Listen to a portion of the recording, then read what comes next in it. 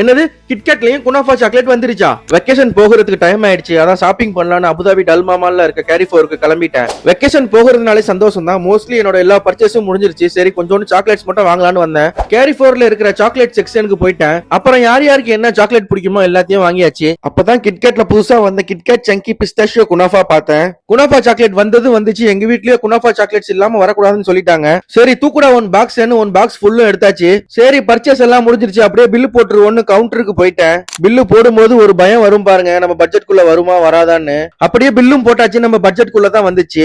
சரி கிட்கேட் எப்படி இருக்குன்னு ட்ரை பண்ணி பார்க்கலாமா? கவரை பாக்குறதுக்கு ரெட் அண்ட் கிரீன் காம்பினேஷன்ல கிட்கேட் அப்புறம் பிஸ்தாஷியோ குனாஃபான்னு அழகா மென்ஷன் பண்ணி இருந்துச்சு. அவுட்டர்ல கிட்கேட் சாக்லேட்டும் அப்புறம் இன்னர்ல பிஸ்தாஷியோ குனாஃபா ஃபில்லிங்கோட ரெண்டும் சேர்த்து சாப்பிடும்போது நல்லா இருந்துச்சு. ஓவராலா கிட்கேட் சாப்பிட்ட மாதிரி இருந்துச்சு, குனாஃபா சாக்லேட் சாப்பிட்ட மாதிரியும் இருந்துச்சு.